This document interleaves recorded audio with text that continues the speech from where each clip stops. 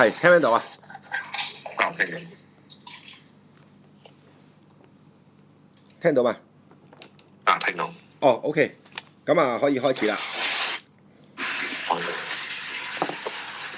可以開始。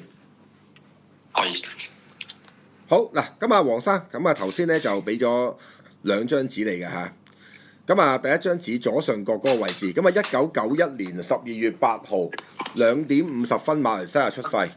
咁啊真太陽時間係1點45分啊，係因為馬來西亞咧有個經度嘅偏差，咁啊個時辰都係一樣嘅啫，都係未時。OK， 好啦嗱，咁啊1991年咧，我哋將佢轉翻做中國嘅曆法啊，甲乙丙丁嘅字，咁啊91年咧就屬羊嘅，咁啊年份辛未年庚子月壬子日丁未時，呢一個我哋所講嘅八字啦，年月日時4個位置代表你出世嗰一刻咧，當其時個太陽按住呢一個時間點嘅陽光射向我哋嘅出生地嗰個位置。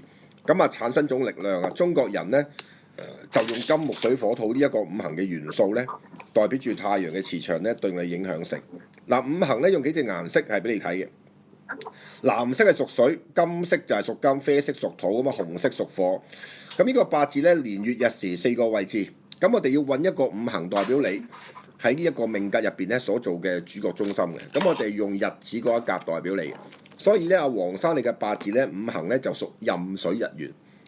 嗱，你本身五行屬水，咁樣咧你就生喺呢一個咧子月啊庚子月，我哋叫做陽刃格呢一個八字入邊，我哋叫做陽刃。咁你就自己坐住又係陽刃，咁你個水咧就非常之重啊。OK， 咁嘅情況。好啦，嗱咁你嘅八字入邊咧有兩種嘅格局嘅，你呢一個八字入邊係有兩種嘅格局，因為你之前咧你 WhatsApp 問我咧。我就好難解釋俾你聽嚇，我而家面對面先同你講解。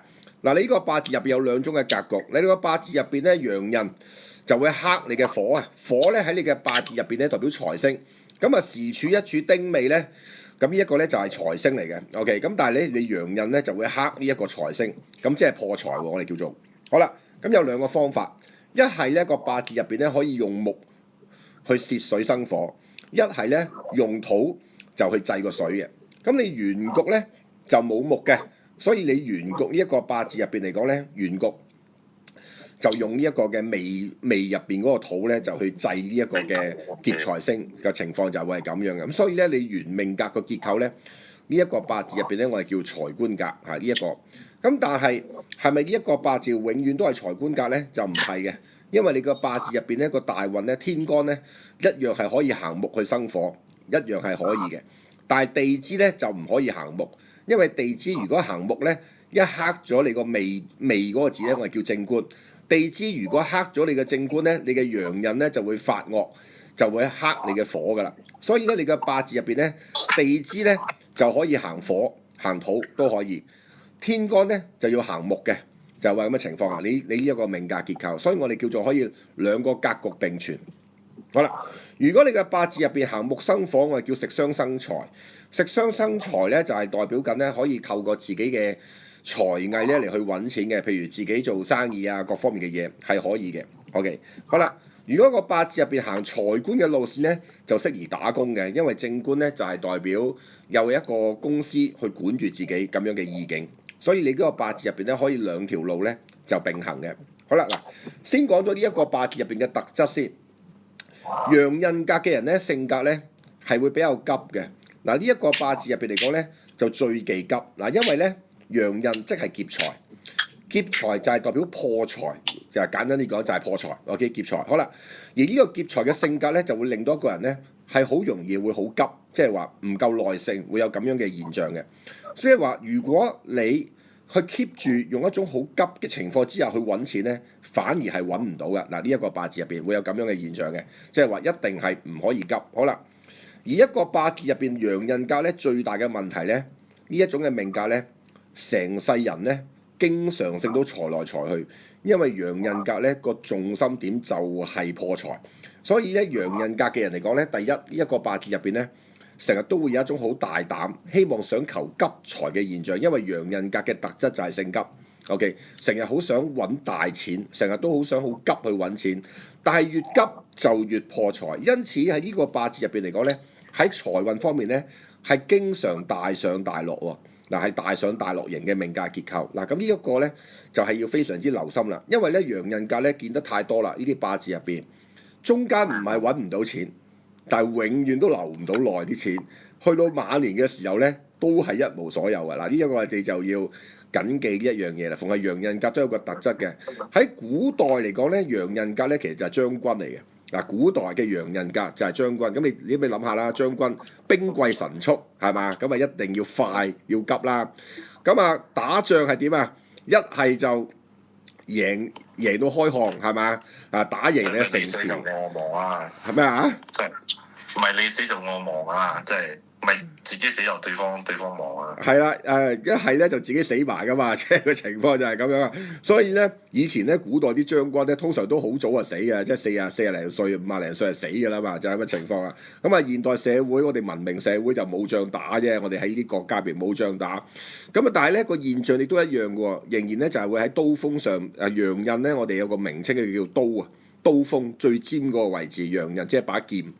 咁啊喺現代社會入邊嚟講咧，就係殺戮戰場嘅環境入邊揾食啊咁嘅情況，咁啊叫求風險財嘅命格結構。咁啊有啲人就會做咗黑社會嘅，啊攞刀斬，即係攞刀斬人，即係咁嘅情況啦。咁有啲人咧就係投機炒賣喎。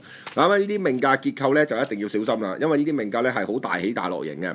賺到錢你都唔好開心住，你留得到先有用。個情況就係咁樣。嗱，所以呢種嘅八字入邊咧，人生咧，如果我哋要 keep 住呢一個八字係可以穩定啲過人生咧，第一呢一個八字入邊咧唔可以留咁多現金喺身邊。呢個八字入邊唔可以留咁多流動現金喺身邊。OK，即係話一定要買實物揸住自己啲現金。嗱，打一個比喻。譬如就係話，喂，我好中意炒嘢嘅，OK，咁咪就係以前古代嘅將軍咯。炒嘢唔係你死啊我亡噶啦嘛，啱唔啱啊？我贏啊對方輸，對方贏啊我輸噶嘛，即係賭博嘅現象。好啦，咁賺咗錢要點樣做咧？譬如打個比喻啦，可能我賺咗100萬咁樣嘅情況，你唔好開心住啊！呢100萬咧，你留唔到好耐嘅啫。你賺咗100萬咧，你起碼要攞一半最少買樣實物揸住咗佢先。你買撈又好。啊！你買黃金又好，你買乜嘢都好，總言之係一種實物，即係話你自己都唔容易變翻現，唔容易變翻現金嘅。OK，咁你先至可以留得到。如果你一有流動現金咧，個情況咧，因為呢個八字陽刃有大膽嘅特色，咁所以變咗嚟講咧，就算你賺咗100萬都好啦，你開心唔夠2個月咧，可能咧就會冇晒㗎啦，嗰啲錢個情況就係咁樣。OK，咁呢個咧你就係要非常之小心嘅。喺紫微斗數入邊咧，你嘅八字入邊個財帛宮咧係天機落陷嘅，係咩意思咧？財帛宮就即係一個人嘅財富值，落陷嘅意思即係話其實你嘅財帛宮唔夠力喎。即係話咧喺你嘅八字入邊嚟講咧，會見到現象咧，其實你嘅財富值唔高嘅。好啦，嗱財富值唔高咧，就即係話我而家就算我當你中彩票，我當你中咗6合彩，俾一嚿錢你，俾幾百萬你都留唔到喎。嗱個情況就係會係咁樣。咁而一定要買實物。嗱點解實物係可以咧？個原因咧係因為實物咧喺一個命理角度入邊嚟講咧，佢唔係當錢嘅。嗱喺現代社會，實物資產你可以有幾億啦，係咪？但係嚟講咧，喺一個命理角度嚟講咧，實物就係使咗出去嘅錢嚟嘅。即係我買層樓，可能我 full pay 買層樓幾百萬咁樣，就我使咗出去㗎啦。其實呢即係已經使咗出去㗎啦。咁啊，即係代表唔當現金喎，唔當現金你係留到啊？你明唔明白啊？咁同埋咧喺你嘅八字入邊咧，你嘅田宅宮咧就唔差嘅。你嘅田宅宮咧有7煞入廟嘅，即係話咧你個八字入邊咧儲資產、儲物業。先至真真正正可以留到錢，儲資產、儲物業先能留錢，現金反而留唔到，個情況就會係咁樣嘅。嗱，呢個係你嘅人生嘅最大嘅特質，就係呢個八字入邊有快來快去嘅現象啊，陽刃格，都因為你有雙重陽刃嘅現象啊，快來快去就咁嘅情況，一定要令到佢慢，令到佢係慢慢嚟，咁先至可以能夠咧真真正正咧留到財富嘅。呢個第一點啦。好啦，嗱第二點咧，陽刃重逢嘅人咧，係好容易有意外嘅。嗱，呢個八字入邊咧亦都要留心嘅。譬如你可能你要揸車啊，各方面嚟講咁啊要好小心啦。平時咧嚟講咧，唔好玩一啲咧太過高風險嘅運動喎，騎馬、滑雪、笨豬跳、跳降落傘、攀石啊呢啲咧比較高風險嘅運動咧，盡量少掂啊！啊，你個八字入邊咧，陽印嘅人咧係好容易咧就係突然之間意外嘅，就算你行緊運都會容易突然之間有意外。個現象咧就好似我哋平時睇嗰啲武俠電影咧，嗰啲特技人一樣啊！佢可能行緊運，成日都有 job 接，成日都有人揾佢做替身。咁但係咧，啱啱嗰個流月都唔使睇流年啊！啱啱嗰個流月咧衝正個陽印咧，突然之間咧就跌落嚟咧就冇咗安全帶，跟住咧就重傷，瞓1個月醫院咁樣嘅情況。但係錢佢係揾到嘅，啊，即係會係咁樣嘅現象。咁呢個咧又係要特別留心啦。好啦，第三咧，你呢個八字入邊咧，陽印咧亦都係代表兄弟姊妹、朋友、合作者。嗱，呢啲命格結構咧好容易受朋友拖累嘅。啊，個人咧可能會就我好講義氣嘅，OK 啊，你有咩事得我話你擺喺我身上啊，我幫你咁樣嘅情況，撲街跟住咧就俾人累埋啦，咁樣嘅情況啦。咁所以呢個八字入邊嚟講咧，須防人不仁，OK，即係話咧，你呢啲八字入邊咧，兄弟姊妹朋友飲飲食食一齊去旅行去玩冇問題，但係咧最好咧就唔好有咁多錢銀方面嘅瓜葛，就係咁嘅情況啦。好啦，第四，你呢個八字入邊咧，因為水旺亦都忌印星，印星即係金。你嘅八字年月柱咧有庚辛金咧生旺你嘅劫財嘅，所以你呢個八字入邊咧，亦都冇父母嘅助力嘅，呢種嘅八字入邊冇咩父母家庭嘅助力，即係話所有嘅嘢都係要靠自己打拼翻嚟嘅。OK， 咁呢個咧就係你嘅命格嘅特質啦。好啦，咁第五咧，咁呢個八字入邊嚟講咧，亦都唔係讀書人，因為你嘅八字入邊咧需要用財去破印，因此咧呢啲八字入邊咧亦都唔係文人讀書人嚟嘅。咁嘅情況嘅，好啦，咁喺事業方面咧，呢個八字入邊嚟講咧，呢種嘅命格結構係可以做生意嘅。嗱，呢個八字入邊，因為陽印有大膽肯衝嘅現象，只要個運行得啱咧，就可以做生意嘅。呢個八字入邊，OK， 可以做生意。咁第二啦，呢個八字入邊唔係唔可以投資，但係唔可以急。OK， 唔可以急，所有嘅嘢咧，你都一定要用一種咧比較中線以上嘅角度咧去分析個市況，唔可以逐個月炒呢種嘅八字入邊。嗱，呢個八字逐個月炒咧死人㗎，啊，最後你嘅結果都係輸嘅啫，就係咁樣嘅情況。咁呢個你咧就一定要特別留心啦。OK， 好啦，嗱，咁啊睇翻你個八字入邊咧，每10年一個運啊。嗱，先講到啲大運先啊。嗱，第一個運，你個八字咧就係逢2字尾嘅流年咧。就係轉一個10年運嘅運咧，就好似一套人生嘅小説。你當你自己個八字咧變成一個劇本，係一套小説嚟嘅。每10年一個人生嘅變遷咁樣嘅情況。嗱，你第一個運就係1992年，你個八字逢2字尾嘅流年就轉咗個10年。第一個運就行己亥運，就係一個水運嚟嘅。嗱，第一個運係一個水運嚟嘅，咁啊水咧就會加重咗你個陽印劫財嗰個力量，就會克財啦。所以咧細個第一個運入邊嚟講咧，就可以反映到咧，就係咧爸爸好辛苦，爸爸冇力咁樣嘅現象，亦都係即係出身家庭環境咧就好一般嘅。呢種嘅八字入邊，出身家庭環境就好一般。好啦，嗱，跟住咧行到呢個嘅12到21歲咧，就行呢個戊戌運。嗱，呢個叫七煞運，咁七煞運咧又係冇你讀書喎，嚇七煞運就唔係一個有你讀書嘅運嚟喎，咁所以咧如果係讀緊書嗰段時間行七煞運咧，就反而係不利嘅，即係反而係唔好嘅，因為個八字入邊唔係讀書人，咁啊行七煞運又唔係讀書運，咁但係個年紀係讀書喎，咁所以變咗咧就好矛盾啦。咁因此咧行呢個戊戌運咧，喺自己個人方面嚟講咧，學業成績啊各方面咧，其實都唔係好理想嘅喺呢啲八字入邊，即係唔係讀書人嘅一個命格。好啦。嗱，去到呢一個嘅2010年啊，嗱，去到呢個2010年咧，嗱個運咧就開始有慢慢轉好嘅現象。去到2010年就行一個叫做庚寅年，係啦，行呢個庚寅年。咁啊地支咧就有呢一個壬戌咧就拱火局。咁啊火咧喺你嘅八字入邊咧代表錢財啦，代表金錢啦，咁樣嘅情況嘅。咁啊2010年開始入邊嚟講咧，慢慢呢個財運方面嚟講咧，就開始咧就會有進步啦。嗱，去到22到31歲就行個丁酉運，咁啊將要分開上下5年。上邊個丁字係火，火係主上半年嘅上5年，下邊個酉咧就係金，就主下5年嘅。因為火金係相克，所以要將佢斬開上下半橛去睇嘅。嗱咁啊睇翻咧，第一個22到31歲咧行呢個丁酉運嘅丁字咧，頭嗰5年咧就係2012到2016呢5年時間。嗱呢啲5年時間入邊嚟講咧算唔錯喎。嗱第一個流年2012年壬辰年，我哋叫丁壬合木，丁壬合木就可以轉生丁火啦。2013年癸巳年呢個火有力啦。2014年甲午年木火有力啦。2015年乙未年乙木生丁火有力啦。2016年呢丙丁火齊建有力喎。2017年丁酉年呢丁壬合亦都有力嘅。咁即係話呢，睇翻個丁酉運呢，頭嗰幾年呢，特別係2014、2015、2016、2017呢，其實呢4年入邊嚟講呢，財運尚算不錯嘅呢一段時間，14、15、16、17連續呢4年係尚算不錯嘅。好啦。咁啊，行到呢個2018年開始咧，就入呢一個丁酉運嘅下5年嗰個酉金嗰個力量咯。嗱，咁一行金咧，個金就會泄土生水啊，就會生旺你嗰個陽刃嗰個力量啊。咁啊，2018年咧戊戌年咧，上半年咧都還可以嘅，但係下半年咧就唔好嘅。2018年上半年尚算不錯，下半年就不利啦。點解咧？因為戊戌年嘅下半年咧。如果你睇翻個流月就會見到嘅，2018年嘅下半年呢，係全金水嘅月份嚟嘅，庚申、辛酉、壬戌、癸亥、甲子、乙丑，連續6個月係全金水，一滴火都冇嘅。所以咧，2018年呢，下5年呢個運勢咧就會急轉直落，因為個大運行酉金。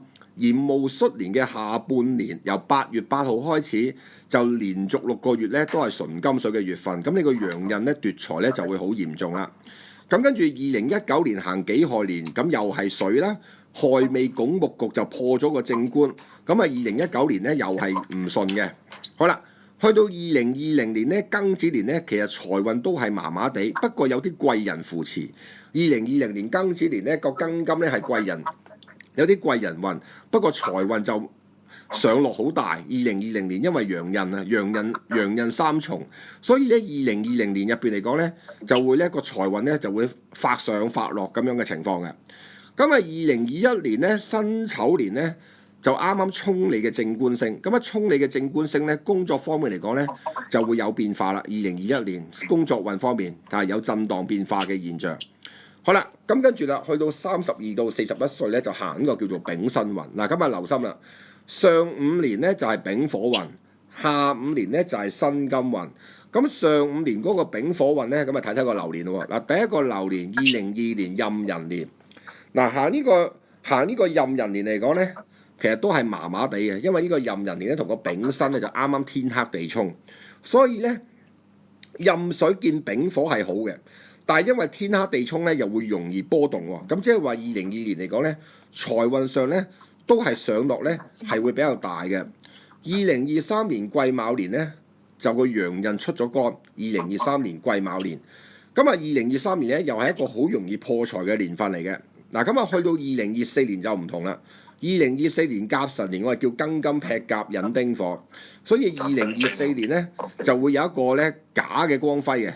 有一個假好嘅現象嘅2024年，點解叫假好呢？因為地支行申子辰，天干有甲木，所以嚟講呢就會有一個假好嘅現象啊。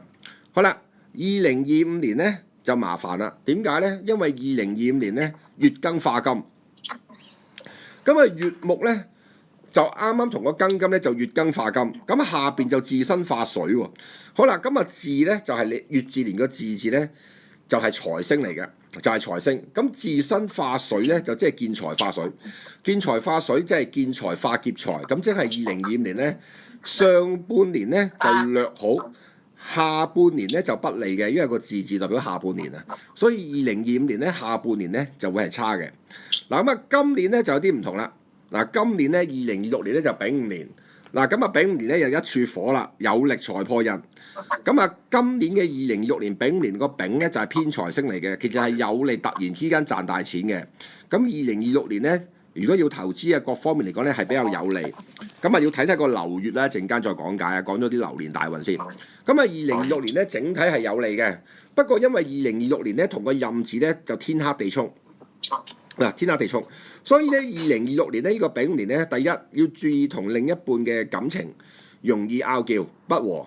係啦，容易不和。第二第二咧，呢個2026年丙午年咧，天克地沖月柱，月柱代表家人，代表長輩健康容易唔好。OK， 長輩健康容易病。第三，同個日柱天克地沖，除咗容易同另一半拗撬之外咧，自己亦都容易流血嘅，所以2026年唔好玩危險嘅運動。OK， 就係咁樣。但係純粹講財運咧，2026年係唔錯嘅一年嚟嘅，純粹講錢嗰 part。OK， 好啦。咁2027年咧會有更上一步嘅現象，因為財來合我，啲錢有自己飛埋嚟嘅現象，所以2027年嘅丁未年咧都係好向好嘅，純粹喺財運嘅角度啊係好嘅。可以。好啦，2028年咧你要留心啦，上半年係好嘅，上半年係上半年，下邊個辛字咧係不利嘅。OK， 咁啊下半年嘅意思咧係呢一個嘅西歷嘅8月8號開始，下半年開始咧。個財運咧隨時有急轉直落嘅現象啊，所以咧你求財咧2627去到2028年嘅上半年仍然係可以放心啲，但係去到下半年咧就要好小心，因為咧好容易發上發落嘅下半年就要好留心嘅。咁2029年咧己酉年咧就尚算平淡呢一個年份，2029年尚算係平穩嘅，有啲貴人運。2030年庚戌年係好嘅，庚戌年因為有財富喺度，所以2030年咧係唔錯嘅。OK，2030年好啦，去到2031年咧就要小心啦，因為丙辛化水，即係又係見財化水。咁2031年咧就丙辛化水喎，下邊就坐住個害字，害未拱木局破個正官星喎，所以2031年咧係好容易破大財嘅。咁啊2031年咧就一定要極度保守啦。跟住轉入去42到51歲咧，行呢個月未運，個格局就會變咗傷官生財格。咁啊起木火就忌金水，去到42、51歲嘅時候咧，睇個流年。第一個流年壬子年係差嘅財運，2032年壬子年係不利嘅，因為行呢個壬子年嘅時候咧，你上一個大運嗰個丙火咧係未行完嘅。個壬水會直接劈你嘅丙火，咁啊容易破財。2033年癸丑年財運係差嘅，因為癸水會傷你嘅時柱丁火，同你嘅時柱天克地沖。同埋咧，如果你有小朋友咧，你有冇小朋友啊？有。咁啊，2033年癸丑年咧，同個時柱天克地沖咧，咁啊容易子女係傷病嘅，咁啊要比較留心。OK， 好啦。嗱，咁啊，2034年就向好啦。2034年庚金劈甲引丁火，咁啊甲人有力啊，咁啊所以咧2034年咧係一個向好嘅年份嚟嘅。2035年乙卯年就冇甲人咁順，但係都還可以，係啦，即係冇甲人咁旺，但係2035年咧都還可以嘅。2036年咧丙辰年咧，你要留心啦，上半年係好嘅。下半年係弱咗嘅，因為子辰水局。2037年咧係有利嘅，2037年丁巳年啊，呢個年份咧又係財來合我，自未拱火局，係相當之唔錯噶。2037好啦，咁啊2038年咧戊午年咧，嗱上半年係好嘅，嗱下半年咧就子午衝喎。嗱2038年咧，第一要小心咧就係血傷先，因為七煞宮身啊。咁啊，所以咧2038年咧七煞宮身而地支陽刃逢衝，咁啊好容易受傷啊，要留心啦。亦都要小心一啲我哋所講嘅咩一啲嘅官非啊嗰啲嘅現象要留心。第二，家人健康又係要特別留心嘅。2038年啊，呢一個戊午年。咁2039年咧就工作唔順嘅，因為2039年就傷官克官，傷官克官咧又係容易有官非，容易受傷嘅一個年份。咁所以咧2038、2039年咧，就一定要小心官非血傷啦。好啦，咁跟住咧行到2040年咧個運就會得咗喎，因為行一柱庚申咧就克你個大運乙木，乙木係代表自己嘅投資星，代表嘅自由。俾個金克咧係有危險嘅嗱。如果打個比喻啫 ，example 啊，如果你2038、2039年你真係中咗官非嘅話咧，2040、2041呢兩年咧係代表要坐監嘅喎嗱，因為個月木受克係代表失自由嘅喎嚇，所以咧你2038、2039年咧一定唔可以中官非。如果你一中官非咧，就即係話要坐監嘅啦。2040年咁你就一定要刻意地要留心呢一樣嘢啦，就會係咁樣啦。好啦，咁2040、2041咧呢兩年呢個重金克木咧就好容易犯錯嘅，係即係做乜嘢都容易錯，所以咧2040、2041咧一定要極度保守嘅。好啦，咁跟住咧去到52到61歲咧，你個運又會好翻啊！你係呢個運，呢個運庚金係甲寅丁火，你係呢個運會好翻嘅。呢個運係啦嗱，咁啊喺呢個2042年咧，呢個壬戌年入邊嚟講咧，丁壬合木可能會同一啲人合作，有合作揾錢嘅意味嘅。2042年係啦，有合作揾錢嘅意味。咁所以咧，由呢個2042年開始咧，個運勢咧就會開始咧就會轉好咗嘅。咁啊，2043年咧就多開支咁解嘅啫。2043年即係多開支，可能譬如合作投資啊、合作揾錢啊咁嘅情況。咁啊，可能有啲錢咧要使咗出去先。咁跟住咧，2044年咧就表面風光，上邊有甲木生丁火係好嘅，不過下邊啱啱好係子午衝。咁啊，另一半要留心喎，因為三子衝午火，午火代表太太。咁啊，2044年咧太太要小心，亦都容易破財。2045年咧就同你嘅年柱天克地衝，咁啊又係唔係好順嘅呢一個時間點，又係要保守啲嘅。咁過咗呢兩年之後咧，2046年咧就相當之唔錯啦。嗱，2046、2047咧呢兩年咧係容易賺到大錢嘅。咁啊，2046、2047年咧就可以好好把握啦。咁啊，2048年咧就戊辰年，咁啊戊辰年咧其實都唔差嘅，不過2048年咧，因為下邊有申子辰水局暗藏咗喺度啊，所以咧上半年又係還可以嘅，但係下半年咧又係要好小心啦。8月之後，2049年咧就己巳年就唔錯嘅，呢個年份 OK 嘅，唔錯嘅，甲己化土幾好啊。2050年咧就庚午年就注意血傷，2050年咧就注意血傷，心腦血管嘅疾病要特別留心。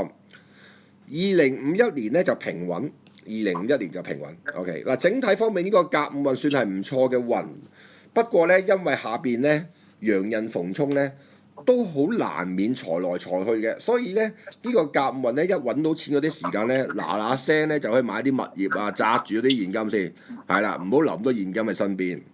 好啦，嗱62到71歲咧係有危險嘅呢個運。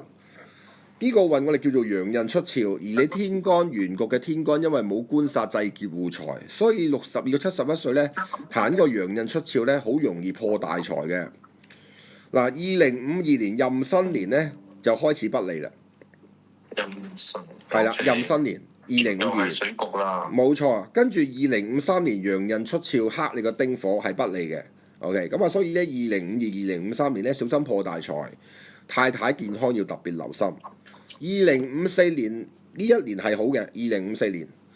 咁2055年咧，乙亥年咧就巳亥衝，天干月庚化金，所以2055年咧又唔係太順嘅。2056年咧就丙辛化水，下邊坐住陽刃克火，又係不利嘅。呢個2056年啊 ，OK， 好啦。咁2057年咧丁丑年咧就癸丁衝，就陽刃出鞘就克正個丁火。咁2057年咧係不利嘅呢個時間點 ，OK， 好啦。咁即係話咧，2055到2057呢3年咧，又係要小心破大財嘅時間點。去到2058年咧，上半年戊癸合化火係好似有假好嘅現象，但係下半年咧就壬巳申三刑逢衝喎，因為行到8月咧，正正就係庚申月，啱啱就係壬巳申三刑，所以咧2058年咧下半年咧就注意咧係急轉直落。咁跟住2059年咧個運一路落㗎啦，冇乜運可言啊。2060年行金呢啲都係冇乜運可言，2061年咧呢啲都係平平淡淡。咁即係話咧，其實成個運咧呢個癸巳運咧唔係一個好嘅運勢嚟嘅，呢個癸巳運。咁所以咧呢一個運入邊嚟講咧，一定由呢個2051年開始啊，即係60歲開始咧，你就準備要好保守㗎啦，所有嘅嘢都唔可以再諗住點樣去揾急財㗎啦，否則越揾就越少啊，啲錢就會係咁樣嘅情況啦。好啦。咁72到81歲咧個運就冇㗎啦，因為行水運啊，壬辰拍個壬辰埋嚟咧就水庫撞壬水，非常之旺啊啲水氣。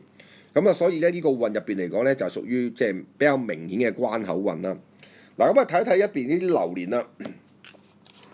咁啊2062年咧壬午年，咁啊壬水坐住個午火，大運又係壬水，全部都係水，啱啱好就子午衝，咁啊容易受傷啊。2063年咧癸未年咧癸水相丁，又係唔係咁好嘅。好啦，咁跟住咧，2064、2065年呢，呢啲尚算平穩。2066年丙戌年大運流年天克地沖係不利嘅。2066年，2067年呢就丁亥年尚算平穩。咁2068年呢戊子年上半年係 OK 嘅，下半年就開始差啦，因為子水。跟住2069年咧就沖你嘅原局正官星就有高風險嘅。2069年，咁即係話咧2068、2069年咧就隨時會有關口嘅味道啦。咁當然啦，冇乜意義㗎啦，78、79歲㗎啦，即係咁解。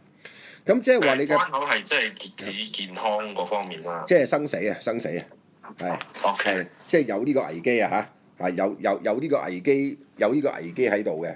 咁當然啦，呢樣嘢唔使咁緊張嘅，因為科技唔一樣嚇，去到晚年嘅時候科技唔一樣，係啦。咁啊，但係冇乜意義嘅，78、79歲。好啦，嗱咁即係嗱睇翻咧，你而家個八字入邊嚟講咧，可以把握嘅時間點就係2026、2027同埋2028年嘅上半年，跟住2028年嘅8月開始就一定要極度保守。2029年、2030年呢兩年係尚算平平穩穩，有啲貴人扶持。2031、2032、2033年不利求財，唔好掂錢嘅嘢，特別投機高風險嘅嘢唔做得。2034、2035、2036、2037呢四年呢，都仲可以有力嘅。去到2038年嘅下半年咧，2038、2039年咧小心官非或者血傷。OK， 好啦，咁2040、2041咧，如果你乜嘢都唔搞咧，就平穩嘅；否則嚟講咧，就會容易犯錯，容易做錯決定嘅。咁啊，2042年係有啲合作嘅機會嘅，42、43呢啲時間係啦。咁啊，2044到2045咧，呢兩年入邊嚟講咧，就有啲表面風光，即係表面好似幾好，但係實際又唔係話真係太過順，但係都還可以嘅，都係仲行得嘅。2046、2047係有利揾錢，就可以努力把握。2048年到2051呢四年入邊嚟講咧，就開始慢慢咧就要保守啦。2048到2051年。跟住就準備可以提早退休啊，60歲開始就要慢慢退休啦。因為咧62到71歲呢個貴字運咧就係一個不利財運嘅年份嚟嘅，非常之特別要留心嘅。OK，好容易破大財啊！好啦，嗱健康個方面咧，呢個八字入邊有幾種健康要留心嘅。第一，呢一個八字咧容易有泌尿科嘅毛病，即係前列腺啊、膀胱啊、腎啊呢啲泌尿科嘅要特別留心。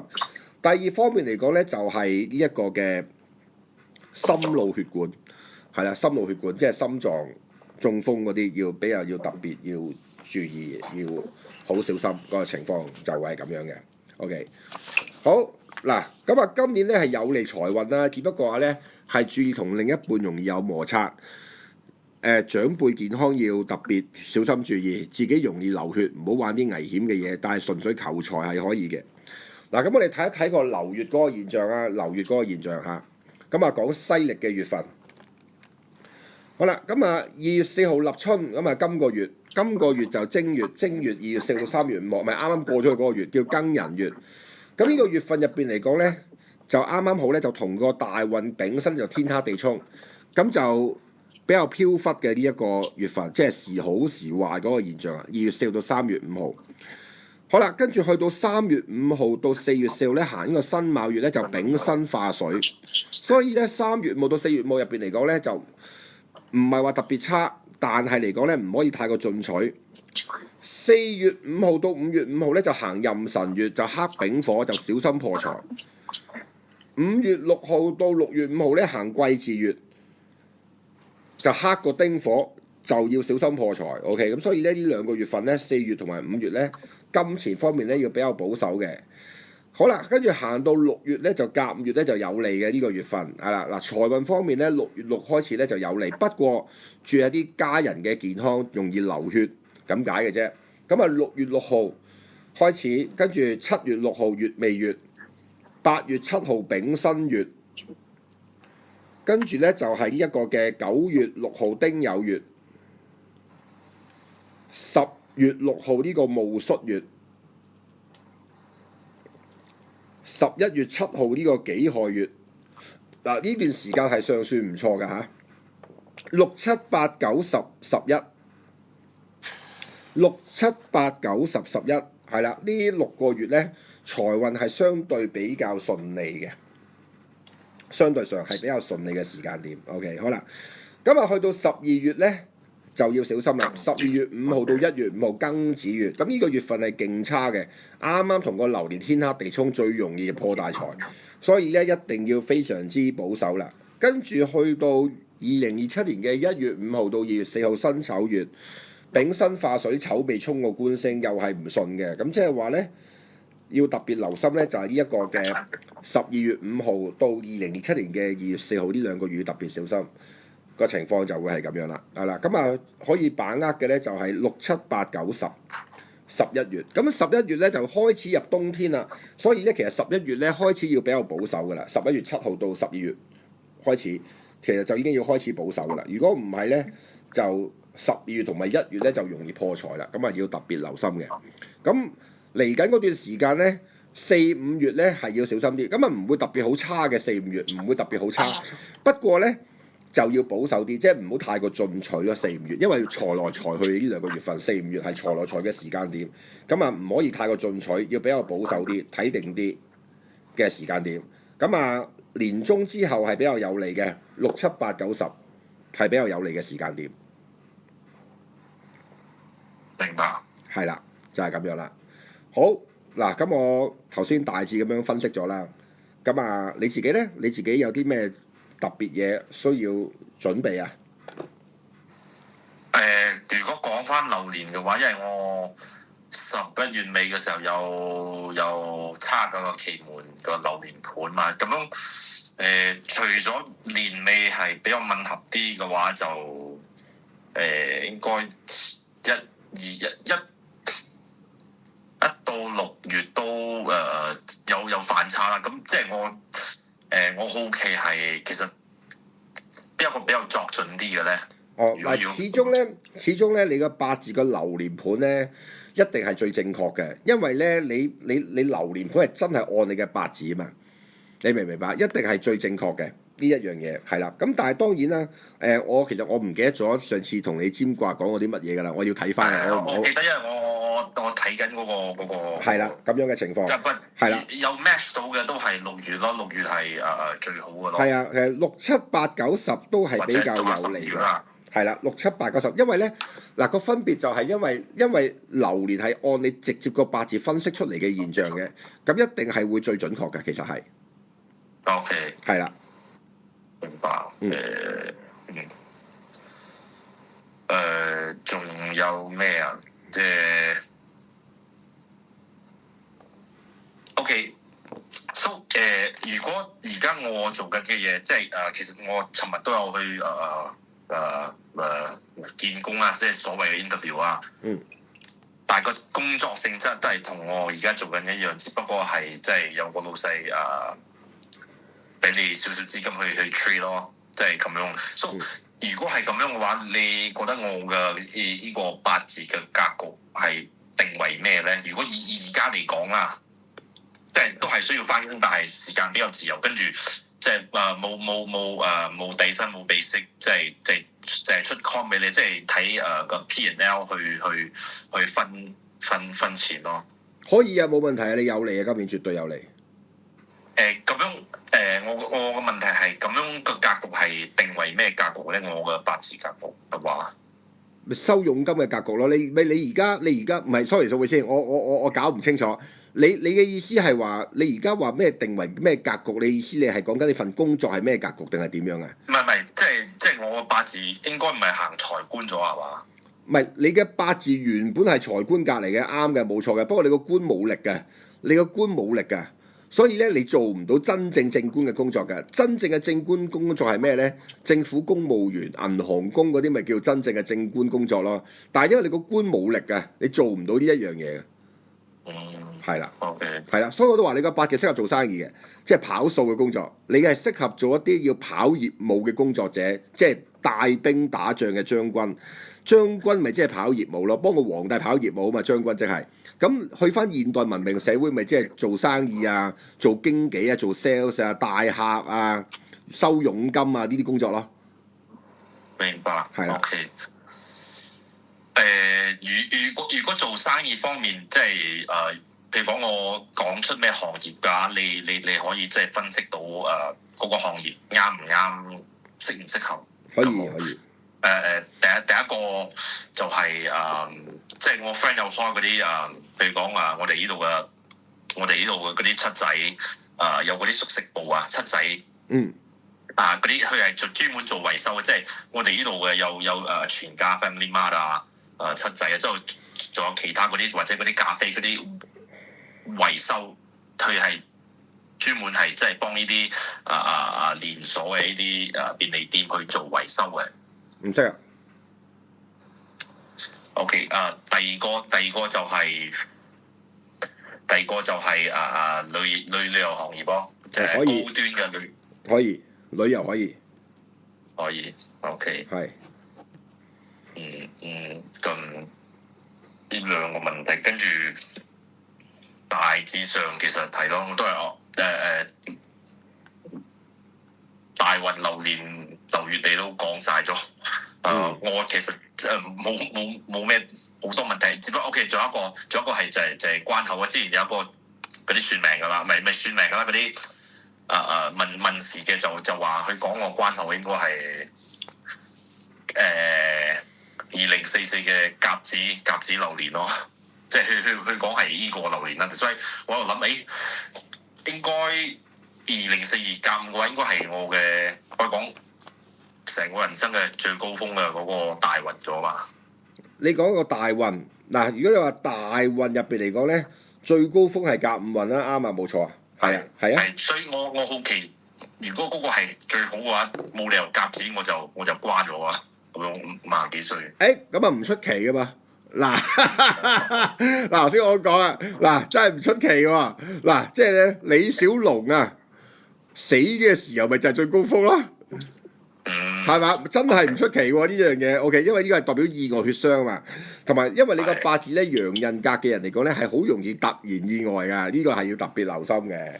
咁但係咧2044年咧我就睇唔到你要死咁就睇唔到你。OK，即係個關口係即係2060幾年啦，668嗰個關口位嗱，我就真係睇唔到你2044年要死嘅。咁我覺得咧，如果你要死咧，應該都要去到快極應該都要去到2052、2053，快極都要2052、2053，係啦，死唔去住。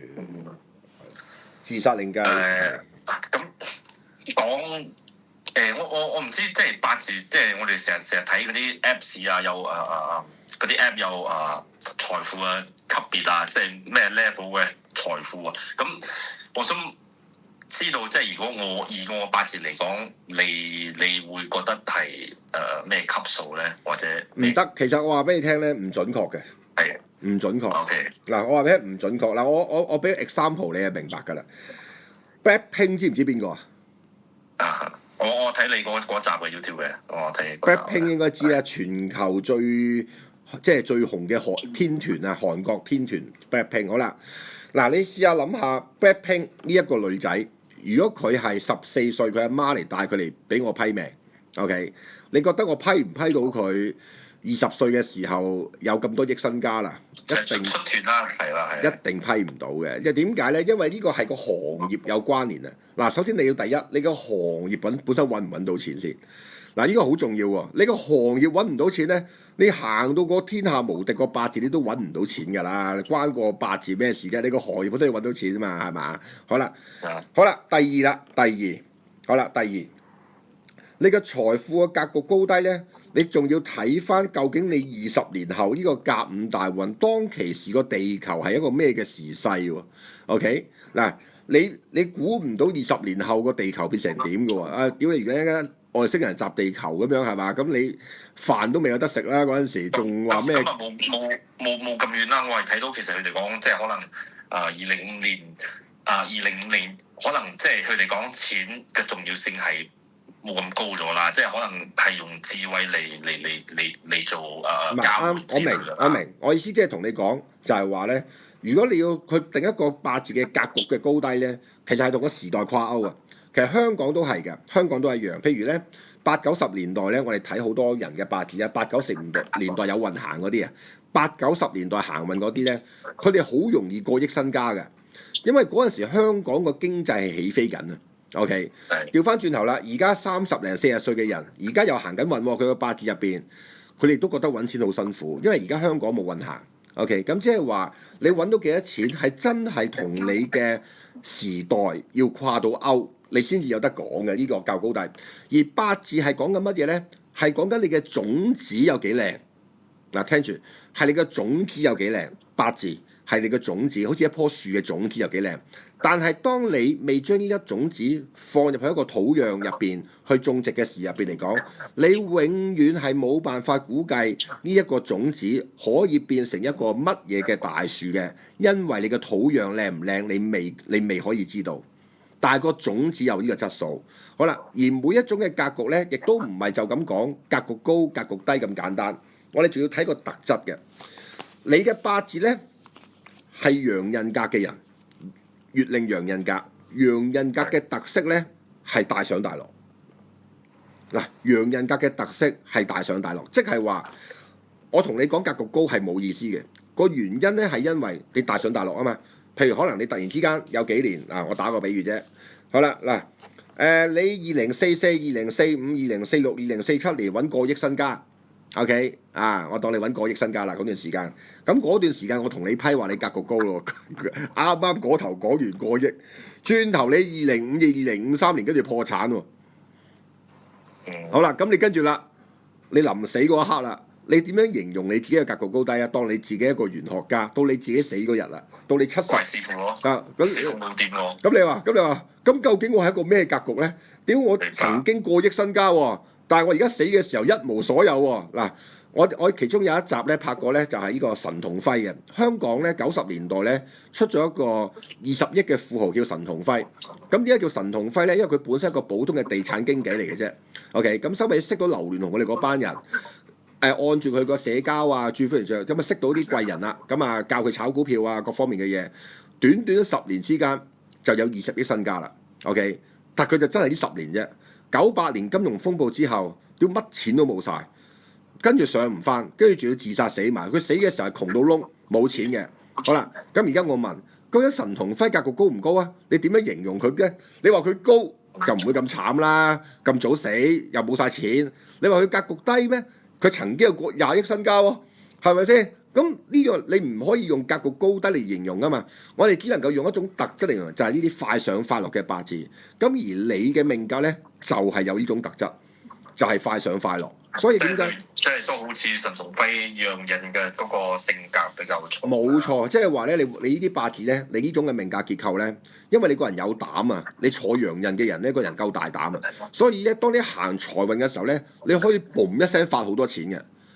但係就係因為你太過大膽啦，所以咧當一黑嘅時候入邊嚟講咧，你可以嘣一聲破產嘅喎，呢啲八字入邊，個情況就係咁。差唔多啊，差唔多。但係所以我都係搏今年，因為如果其實我哋講翻今年嘅話，我都係睇你嗰個Bitcoin 嘅分析嘅，因為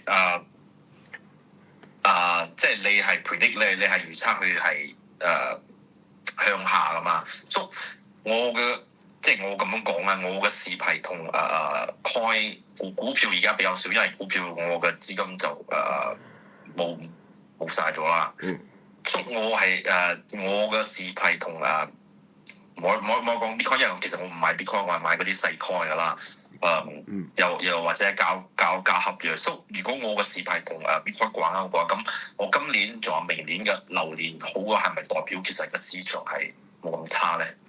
我都唔知，我都答你唔到啊！即係我應該係17年開始接觸，跟住慢慢就搞咯。嗱，因為咧我想講一件事情咧，就係話你嘅事同 Bitcoin 掛鈎啫。咁 Bitcoin 我上次拍即係我寫文章都預測過咧，之前一早預測過2025、2026、2027年呢3年咧就 Bitcoin 不利嘅，但係不利都唔會直跌㗎。你明唔明啊？即係唔會噶嘛，個市場唔會直一路跌咁樣，屌你咪得了嘅？3年不停跌咪跌到0，係咪先？唔會噶，佢都會彈噶嘛，即係佢都會反彈噶嘛，你明唔明白啊？咁嘅情況，咁可能同你嘅 Bitcoin 嘅生意又唔會有影響噶喎。又唔一定有影響喎，你明唔明啊？因為你唔係炒 Bitcoin 賺錢啊嘛，你係做生意㗎嘛，咁你 Bitcoin 升同跌都未必對你有影響㗎。唔係，我係炒嘅，我係炒。哦，你係要炒，咁你炒佢跌，你都未必會輸㗎。你可以買跌㗎嘛，屌係咪先？係係咯。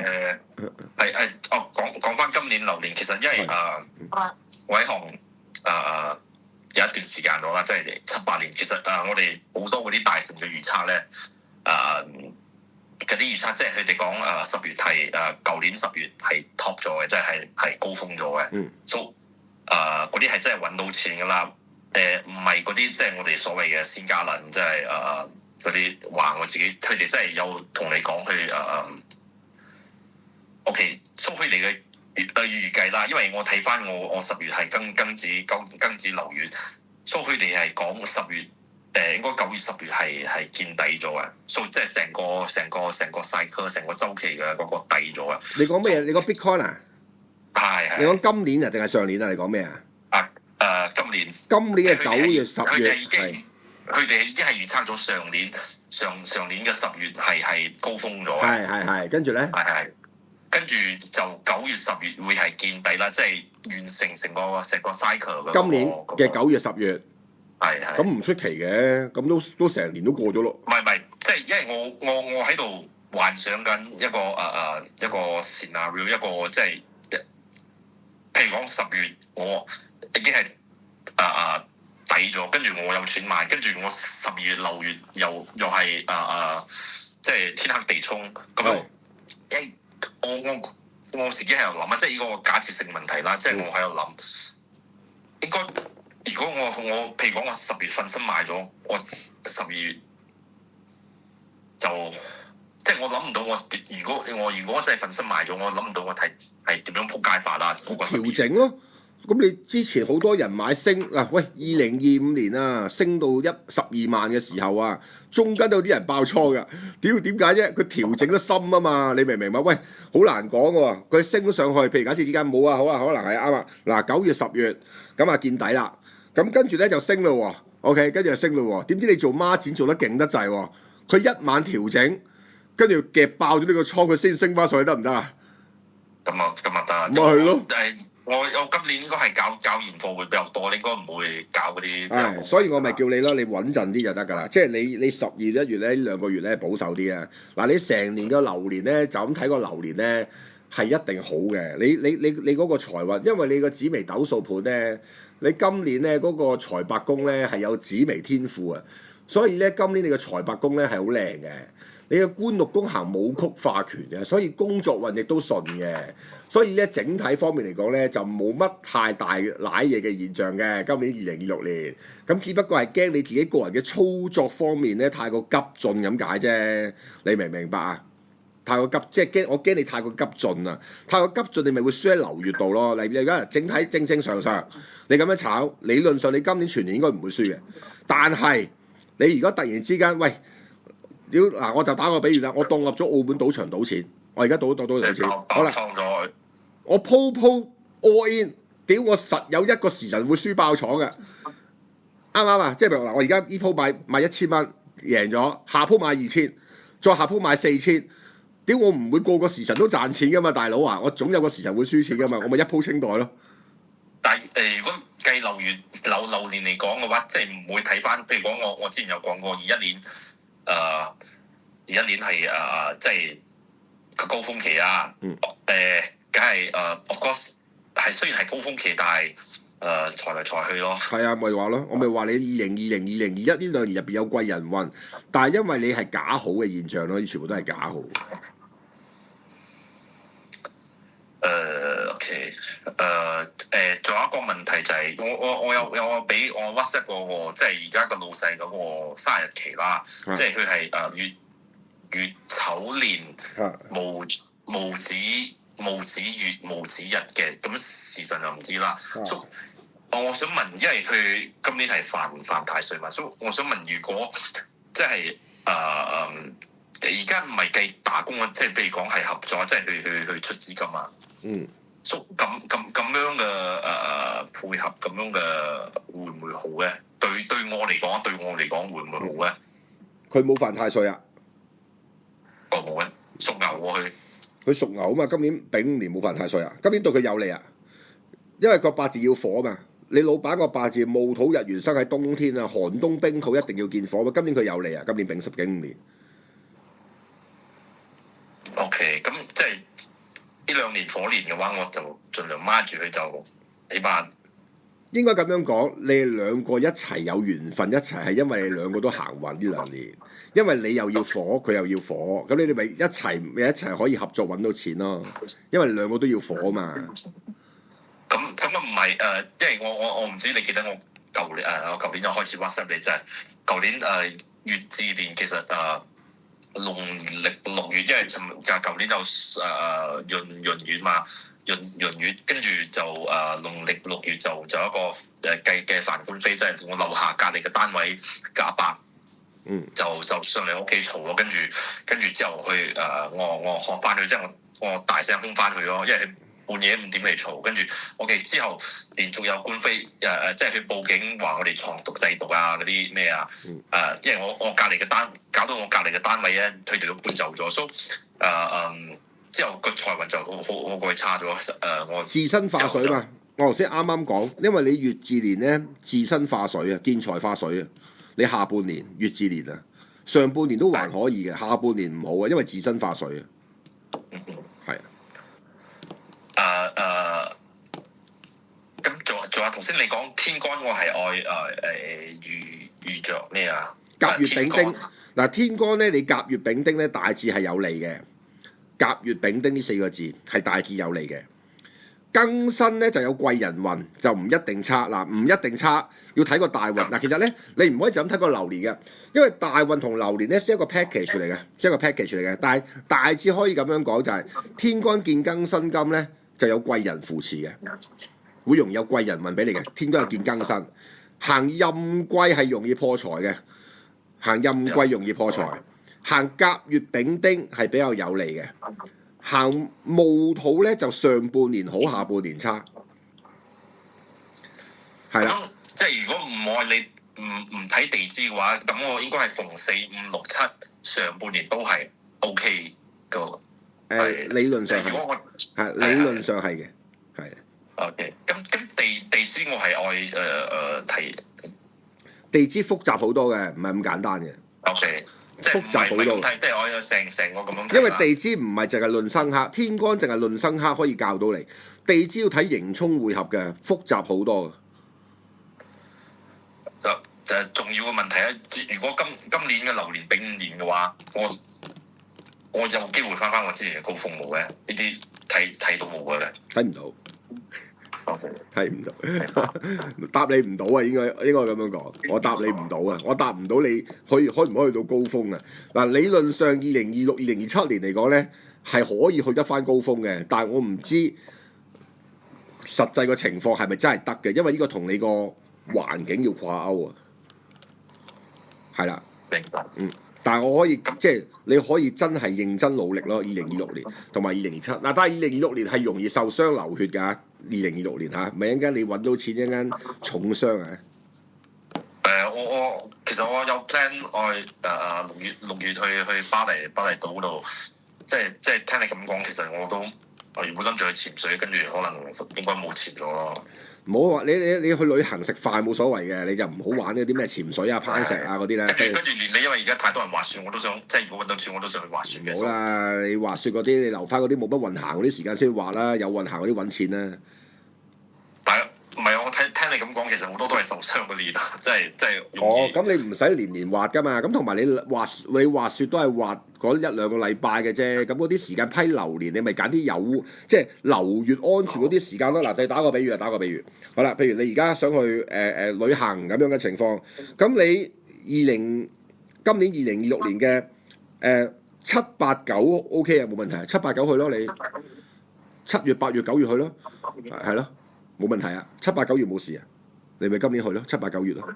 即係如果嗰個流月個水或者金嘅元素太重，就唔可以搞呢啲唔係，最緊要係睇有冇刑沖啊！你逢係意外咧，一定同刑沖有關聯嘅。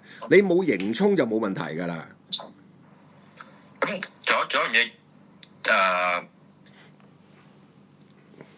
點樣講如果我其實我可以對照翻譬如講我2014年或者2016年嘅狀況係點樣嘅話，跟住睇翻對照翻而度。啱，冇錯，係你可以咁樣對一對嘅，係啦，即係如果你講個財富值嘅話，即係譬如就係話，喂，你最高峰嗰段時間，譬如係邊一個年份，譬如可能你揾到100萬咁樣嘅情況，咁如果你今年個流年係比你上嗰個最高峰年更加靚嘅，你咪可以成大 double 咯。嗱，屌我呢個年份揾到100萬，咁我今年應該起碼都200咯啩，即係咁樣咯。但係其實我高峰即係。係冇咁少噶啦，唔係 example 啫，example 即係，所以呢個我都係諗緊，我唔知係大環境因素，即係我哋話齋大環境，我嘅反而我睇翻係一年嘅年尾，即係庚子辛丑咁樣嘅運，跟住係咯，但係你假噶嘛嗰2年，你明唔明啊？嗯哼，你真係要留得到啲先叫高峰喎。嗱，我打個比喻啫，你去賭場賭錢。我嘅結局係輸晒嘅，嗱，聽住，我而家去賭場賭錢，我嘅結局係輸晒嘅，但係我喺個賭場入邊可能曾經贏過1000萬嘅喎，咁但係屌個結局係輸晒噶嘛，咁即係其實呢個唔係高峰嚟喎，你明唔明白？呢個係假象，呢個係假嘅啫喎，你明唔明白？我飯都未食喎，點解我喺賭場入邊贏過1000萬，我自助餐都未食已經輸翻晒啦，咁呢個你唔可以話我最高峰贏過1000萬，屌呢啲自欺欺人嘅啫喎。OK，明唔明啊？明咁呢個我都唔會拗，因為我覺得係真啦。但係起碼即係個高峰年可能即係可以捱多幾年，財運就冇咩愛問咗啦。其實跟住愛問仔女咯，仔女嘅點樣講啊？個性格啊，或者佢哋嘅咩啊？嗱冇辦法睇性格嘅，嗱，唔可以講性格，因為你唔係一個小朋友就冇得咁樣睇嘅。只不過可以講咧，就話因為你個時柱係好靚嘅，你丁未時出世好靚嘅，所以咧喺你嘅八字入邊嚟講咧，你嘅子女係有成就嘅，你子女揾到錢嘅。即係無論我生幾多，即係佢哋都係唔會有成就啦，即係唔係嗰啲普通你咁你都睇你生幾多個嘅屌，你生10個，你可唔可以？我冇3個啫。咁唔得嗱，一般係講第一個為主啊，第一個，即係話你即係我哋只可以講一種宏觀嘅現象，就係話喺你嘅八字入邊，你個時出係靚嘅，所以你個小朋友一定出到一個第一，可以讀到書，有領導嘅現象嘅，即係譬如佢係一個大嘅GM 經理、大嘅 CEO 讀到書咁樣嘅情況，係啦。你嘅子女宮係靚嘅，但係你話我生幾個係咪個個都得就唔一定啦？呢個就真係要逐個八字睇啦。明唔明啊？但係整體係 OK 嘅，你嘅子女宮唔錯嘅。係我睇因為如果你係跟紫微嘅話，係有紫微天賦錯喺子女宮。係靚㗎，係你子女宮係冇問題㗎，係靚嘅 ，OK 嘅，放心。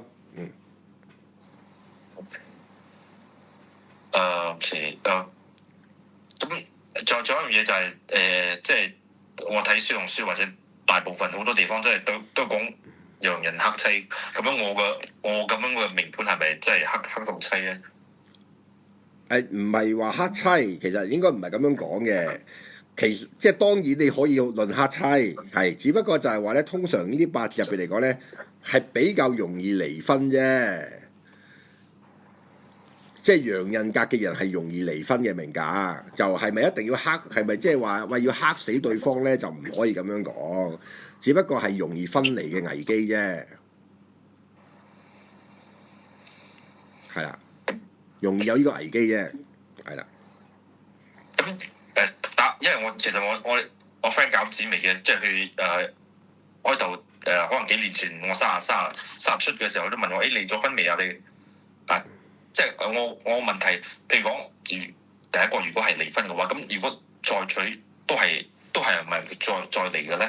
咁又唔係喎，嚟過一次咧就條數啊就安全認咗個象啊。係啦，認咗個象就未必會再嚟嘅喎，係啦。OK，係啦，鐘鎮濤咪一個例子咯嚇，鐘鎮濤咁啊第一次啊同阿蔣容芳結婚，咁啊轉頭就10年之後就搞到破產又成，係嘛？咁跟住第二次結到而家都冇嚟啊，係咯，嗯，OK，其實大致上其實都係咁樣啦，健康都頭先你都講咗，因為其實我都睇好多關於即係講妊子或者庚子嘅健康，其實係即係嗰啲方面我注意咯，所以我其實我30幾歲就開始，唔係我30歲又開始食嗰啲補品咗啦，即係尤其食乾，因為成日愛捱夜啊嘛，你呢個即係呢個斷命計呢個八字嘅呢個package 上咪又俾埋個咩啊？嗰個奇門嘅流年嘅擺陣㗎。係冇錯啱啊。OK，咁即係我嗰日我問你嘅問題，即係如果跟個盤嚟睇嘅話，可以睇到，因為頭先我講個老細係無子，即係我可唔可以睇個無嘅宮位嚟去定斷，其實佢係對我好唔好咧？唔可以，即係對我有利喎。唔可以，亦都唔現實呢件事情。講到尾係你有冇運行嘅啫。其實講真句，你有運行嗰段時間同你合作嗰個老細就係對你有利嘅。你冇運行，李嘉誠同你合作，你都要輸錢啊。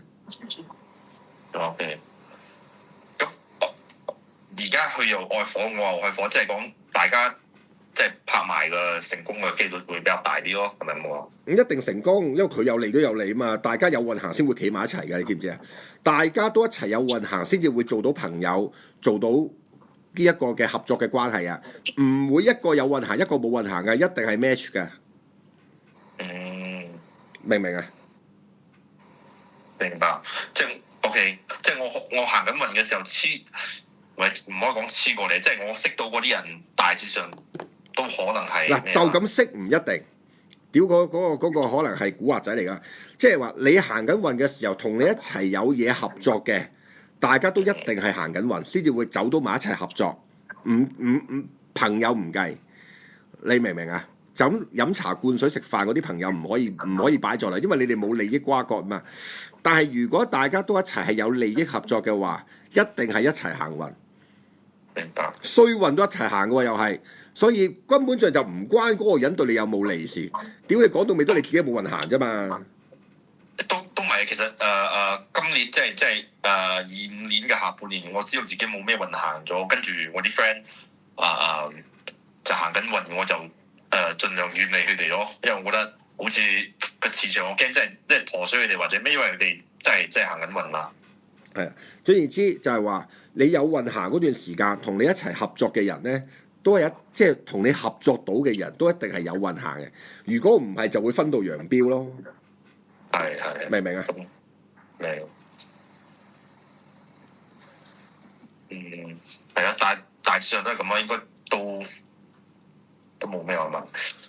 我睇咗，如果我之後真係揾翻錢嘅話，我仲有3個仔女，我都想計埋，但係佢哋仲比較細啲啦。唔使咁急啊，仔女嗰啲唔使咁急住啊。嗱，講咗你自己，即唔係急，因為即係我覺得有料嘅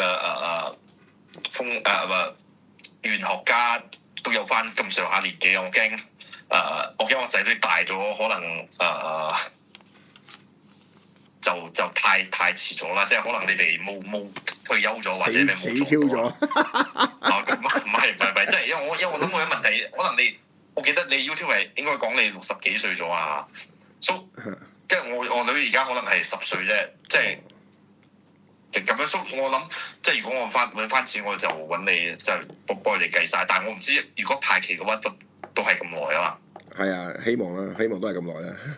好啦，嗱，講一講咧，嗱，你喺你自己嗰個工作嘅位置啦，屋企嘅位置啦，你都可以做翻個佈局咧，去加強翻你自己嗰個事業運同埋財運嘅。OK，好啦，嗱，聽住，正東位，正東位咧，正東位咧就擺江水。一個亞加力膠嘅透明魚缸，加滿水，唔使養魚嘅，唔使養魚嘅，擺缸水，擺喺正東嗰個位置入邊。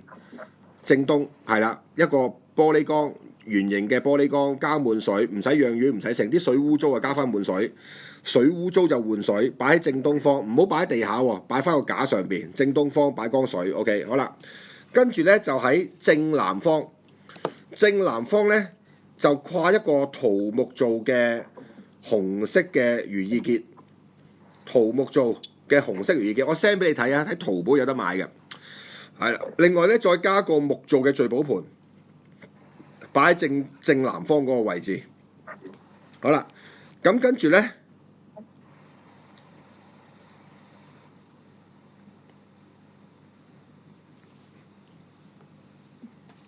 喺呢一個嘅正西方嗰個位置，正西方個位置咧擺一個黃玉做嘅聚唔好改一改。正南方嗰個位置咧，擺一個桃木嘅紅色嘅如意結，跟住咧擺一個黃玉做嘅聚寶盆，擺喺正南方嗰個位置。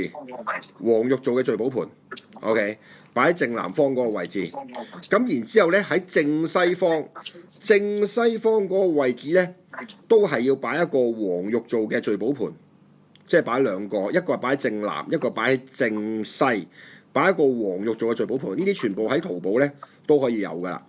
好啦。咁跟住咧，就係呢一個嘅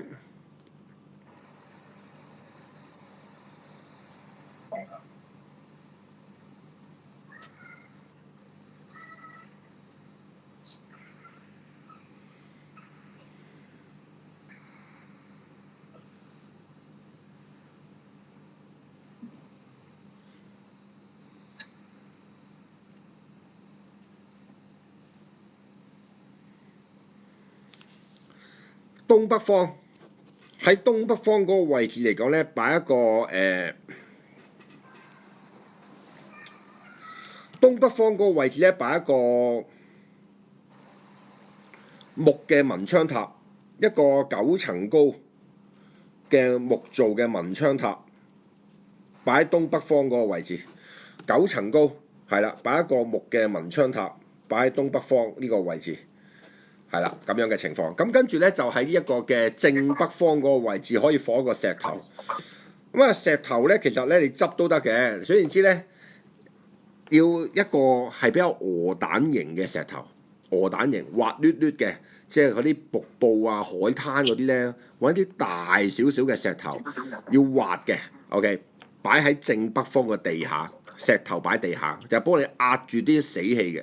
係啦，就咁嘅情況。咁啊，擺4個位置嚇，正東方擺缸水，正南方跨一個大嘅桃木做嘅如意結，要大個少少嘅，跨喺正南方嘅牆嗰度，下邊放一個黃玉做嘅聚寶盆，跟住咧喺正西方嗰個位置都係擺一個黃玉做嘅聚寶盆，正北方嘅地下放一個大嘅石頭，東北方嗰個位置放一個9層高嘅木製嘅文昌塔。OK。除咗石頭擺喺地下之外，其他嗰啲擺翻高少少，即係起碼都腰部嗰啲位置，唔可以太低，太低嘅力量係冇嘅。OK， 就係咁情況。咁呢一個佈局咧，譬如你自己有你自己公司嘅，你可以跟個東南西北方照擺啦。屋企你可以照擺嘅。你如果你想佈得誇張啲咧，你可以廳有廳嘅東南西北方，唔計廁所，唔計廚房。廳嘅東南西北方，太極個位啊，係啦，再加睡房嘅東南西北方都得嘅。即係我個 layout 係東北係缺角，即係有兩個問題。我個東北係缺角，唔使你缺角嘅，嗱唔需要你缺角，係嗰個方向最盡嗰個位置就得㗎啦。OK，明唔明？第二個問題就係個水，因為我之前都有報嗰啲風水局嘅，跟住如果水我有嗰啲泵機譬如又出泡㗎。會唔會增加個效果咧？唔好啊！反為會破財嘅。哦，因為如果淨水嘅話，好夜蚊啊！我係啊！我自己有放試過，好夜蚊啊！但係我放喺出邊。哦，咁樣。係，因為我哋呢度馬拉比較熱帶，個蚊比較多啲啦。所以我都諗過，如果放油嘅話，我唔知會唔會影響成個嘢，因為放油可以即係 block 住嗰啲氧氣，唔俾唔俾佢出入啊？唔得㗎，唔得㗎。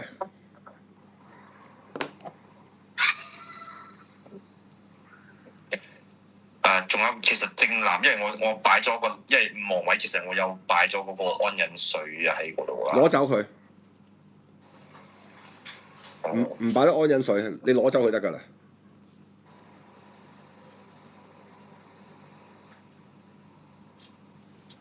攞走個安忍水，唔好擺安忍水，正南方嗰個位置。明白，都 OK。即係其實呢啲流年嘅我講翻流年嘅嗰個位，其實唔一定係個個都啱嘅，都係睇翻你自己個人嘅呢個。當然啦，當然啦，你擺安忍水會破財嘅，你正南方嗰個位置唔擺得嘅。即係我正南仲有西南唔係正南仲有西北，我都有放安忍水，因為五黃仲有二黑嘛。會令到你破財嘅，唔擺得。係啦，你唔使擺嘅，屌唔撚使理嘅嗰啲，真係嘅唔使理嘅。OK。係啊，唔使理。可以，即係兩個安忍水我都可以咩啦？即係兩個方位嘅安忍水我都可以。係，冇錯。OK。可以。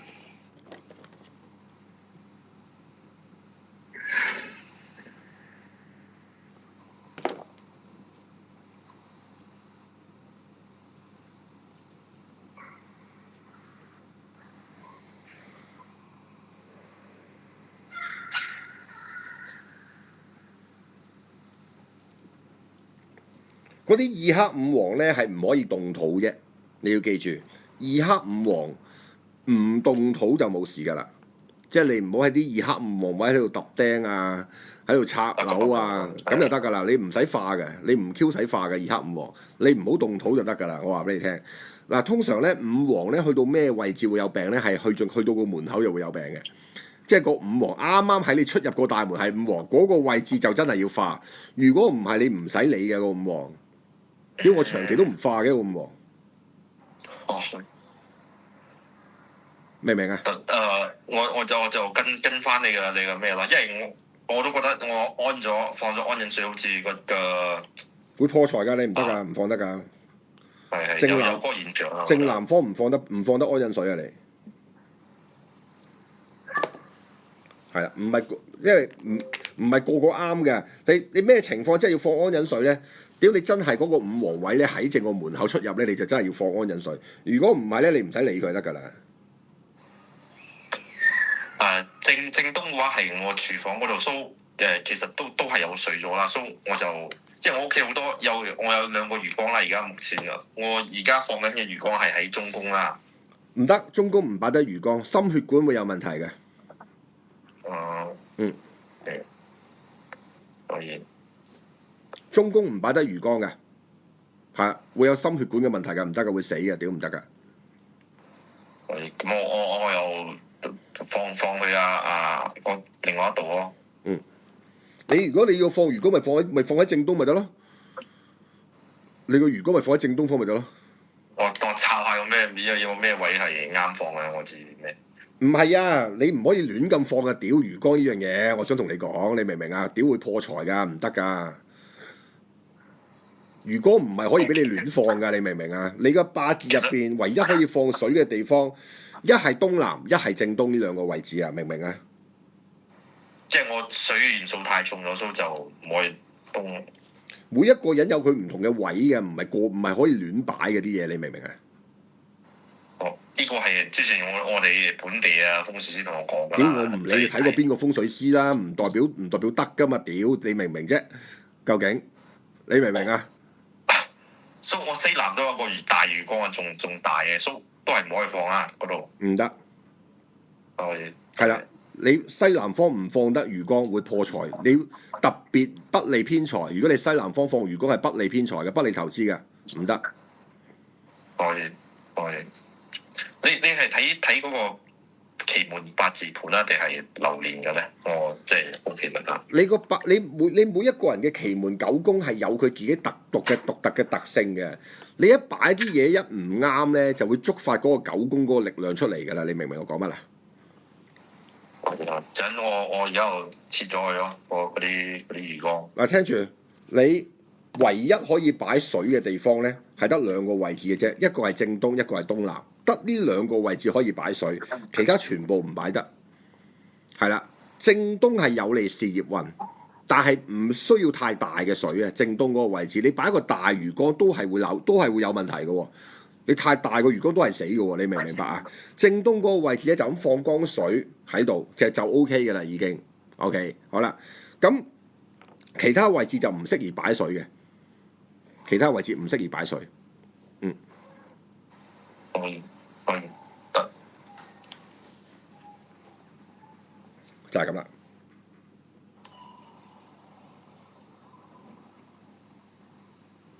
OK，收到應該冇問題咗啊，師傅。清楚嘛？清楚。好。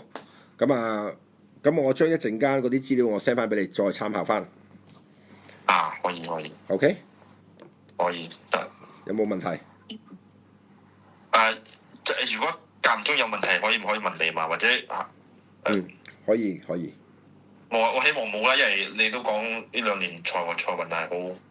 係，咁你唔好淨係諗住錢先啦，屌有陣時受傷都大鑊噶嘛，你明唔明啊？咁你今年小心血傷啊！我上個禮拜做呢個禮拜即係去揾咗嗰啲即係嗰啲玄學唔係宗教嘅師傅咗啦，都攞咗好多符咗嘅，希望係即係冇咁應啦，呢啲天黑地沖嘅嘢。OK， 好。咁啊，就咁樣啦，真係唔該晒你，師傅。好，唔好客氣。OK，好啦，好，拜拜。OK，拜拜。拜拜，好，拜拜。